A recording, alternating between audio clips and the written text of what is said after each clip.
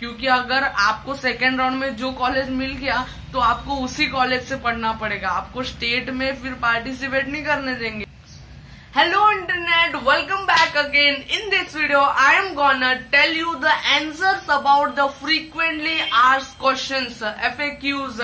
Friends, ये video बहुत बहुत बहुत बहुत बहुत इम्पोर्टेंट होने वाला है, क्योंकि ये वीडियो के देखने के बाद आपके नीट काउंसलिंग के बारे में सारे डाउट्स क्लियर हो जाएंगे। सो फ्रेंड्स, ये वीडियो आखिर तक देखिए।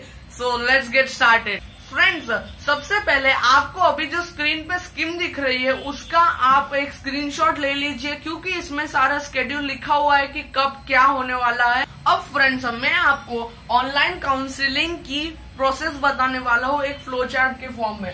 तो आपने online medical counselling that is MCC के साइट पे जाके रजिस्ट्रेशन और सबमिशन ऑफ चॉइसेस तो कर ही दिया होगा। अगर आपने नहीं किया है तो यहाँ पे आई बटन पे क्लिक करके वो दोनों वीडियोस देखे रजिस्ट्रेशन और सबमिशन कर लीजिए। अभी फ्रेंड्स, चॉइसेस लॉक आप कर सकते हो 12 जुलाई को। फिर first round of seat allotment होने वाला है 13 एंड 14 जुलाई को। उसके बाद क्या, उसके बाद 15 जुलाई को होने वाला है रिजल्ट पब्लिश।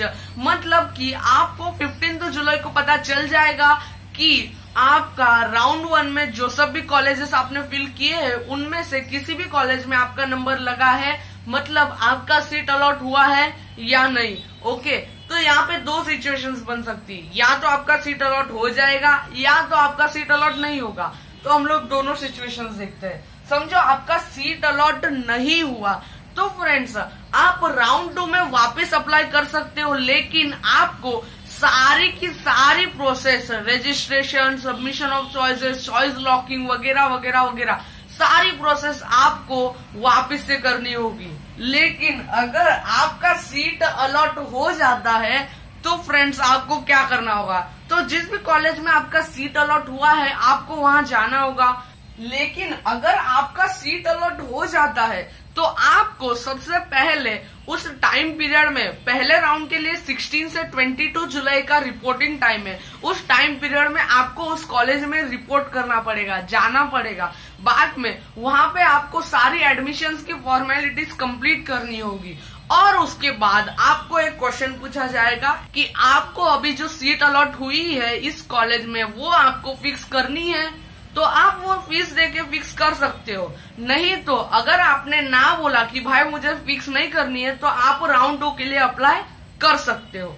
तो फ्रेंड्स, सिंपली इसका मतलब ये होता है कि अगर आपका राउंड 1 में किसी भी कॉलेज में सीट अलॉट हो गया और आपको राउंड 2 में भी पार्टिसिपेट करना है तो आपको उस राउंड 1 के कॉलेज में जाना पड़ेगा और उस कॉलेज में बोलना पड़ेगा कि भाई मुझे राउंड 2 में अप्लाई करना है। फ्रेंड्स, अब करते हैं सेकेंड राउंड की बात।